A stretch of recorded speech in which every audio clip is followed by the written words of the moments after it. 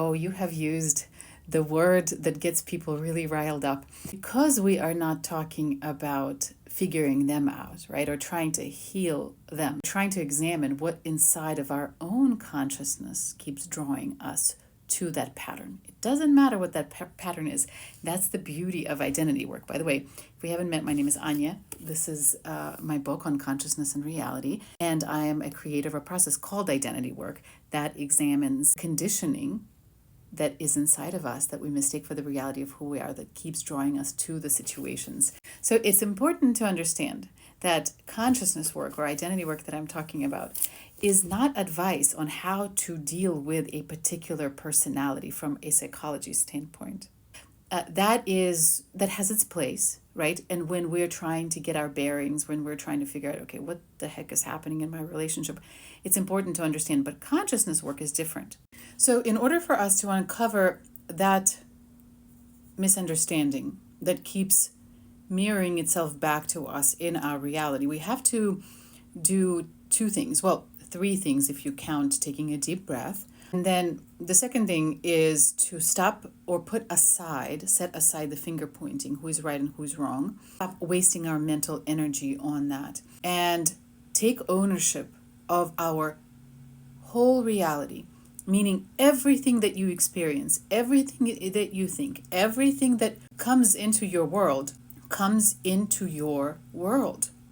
It's a little bit of a woo-woo, but usually I just invite people to take a chance on that way of looking at things, imagining as if your reality is a spider web or a container of some sort. People, places, and obstacles and difficult personalities that get caught in that web, especially if they get caught in it on repeat and we have an issue with them, are looked at as parts our consciousness includes in order to resolve a conflict, not the conflict with them, but the conflict within itself. That's the mirrored part. And that is when identity work starts. And I'm not going to go through all of the steps of identity work, which I describe here. And there's also a completely free, downloadable guided meditation that you could do on your own if you wanted to test this out. I'll tell you what I saw that was shared and mirrored. While it was a complete, like French cake, with layer upon layer upon layer of conditioning that I had to peel, the first major realization was that I had a very unstable sense of self that was tied to them. I was someone who did not know who I was, who could not validate and be grounded in my own sense of self until they saw me, or until they disappeared from the face of the earth. My sense of self was tied to that narcissist as much as their sense of self was tied to whatever they were doing in the world. They wanted it from everybody in the world. I wanted it only from them. What was shared was this unstable sense of self. I don't know who I am until you do something, until you see me. It blew my mind.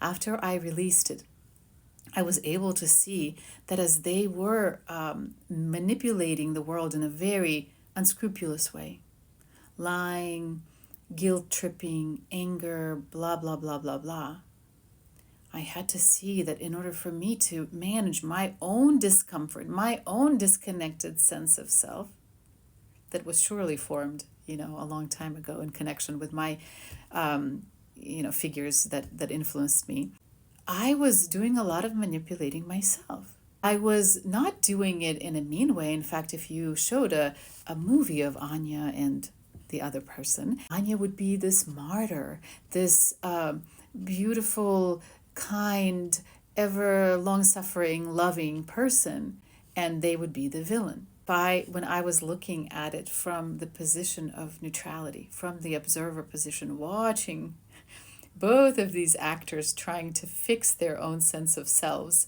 I saw that I was manipulating just as much as they were. Maybe with love, maybe with kindness, maybe with agreeing to things that I don't want to agree to.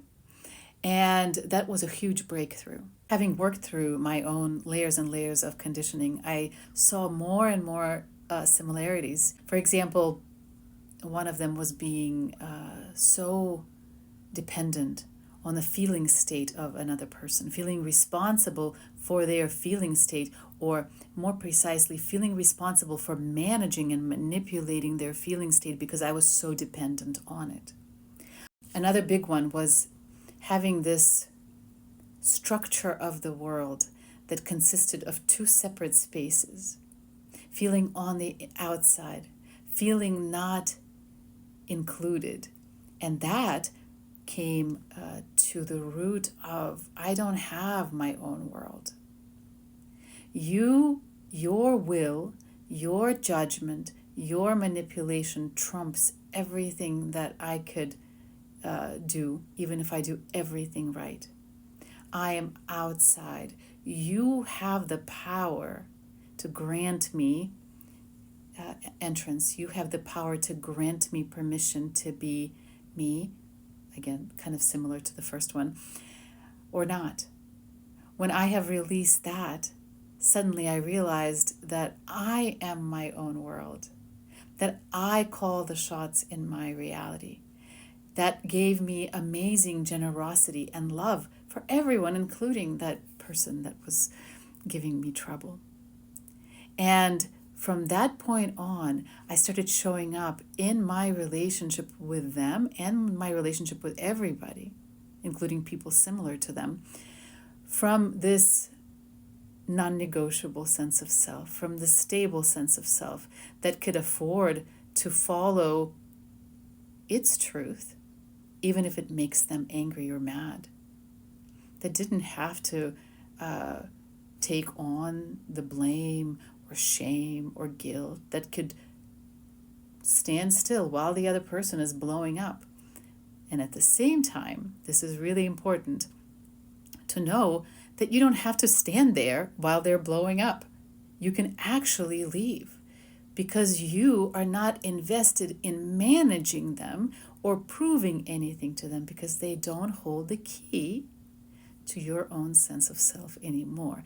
That is how this work works. You change your relationship with who you are.